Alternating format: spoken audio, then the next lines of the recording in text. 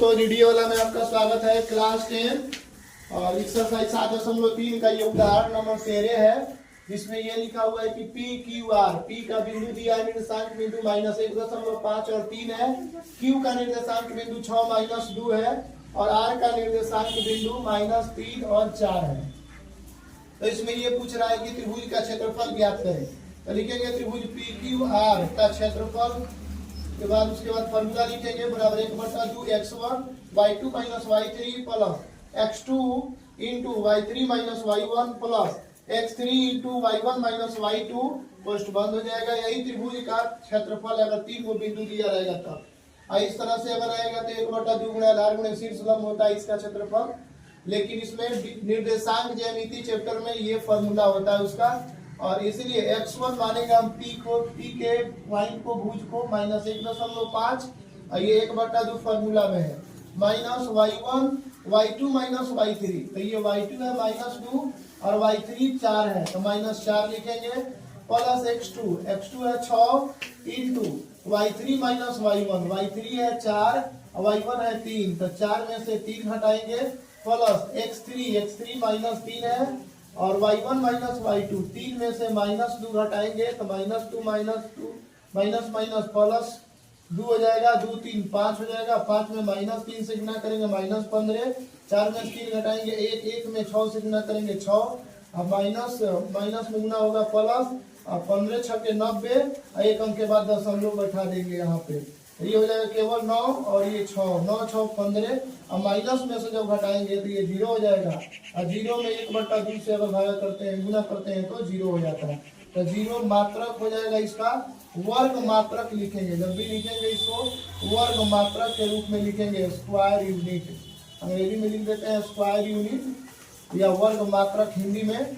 और ये 0 आने से ये पता चलता है कि ये त्रिभुज का क्षेत्रफल 0 आ गया। इसका मतलब हो गया कि तीनों बिंदु संरेख में है, इसलिए यह संरेख बिंदु है। ये 0 जैसे ही आया त्रिभुज का क्षेत्रफल तो मानेंगे ये यह संरेख बिंदु है।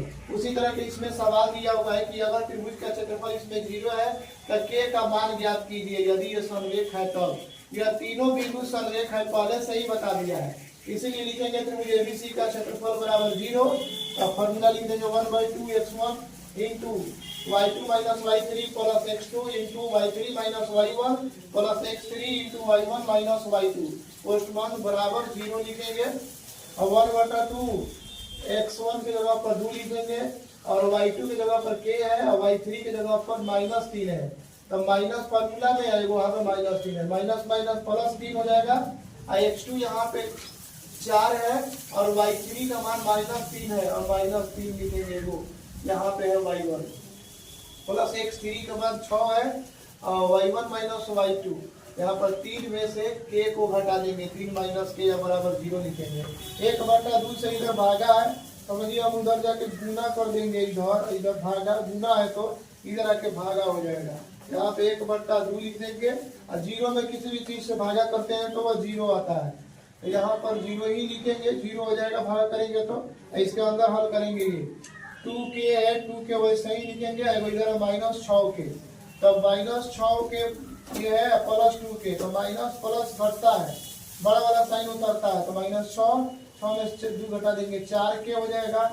इधर 18, ये 18 प्लस में है और 6 भी प्लस में है इधर, तो प्लस एक साथ जोड़ देते हैं तो प्लस 24 इधर है -24 तो -24 माइनस प्लस घटता है, बड़ा वाला साइन उतरता है तो ये हो जाएगा -24 प्लस 24 0। तो k बराबर यहाँ पे तुरंत हम लिखेंगे 0, 4k बराबर लिखेंगे कितना -4k बराबर 0। ये लिखेंगे -4k बराबर 0। अब जैसे ही इधर भागा आएगा तो इधर लिख सकते हैं 0 में -4 से जब भागा करेंगे तो इसका भी मान आ जाएगा 0।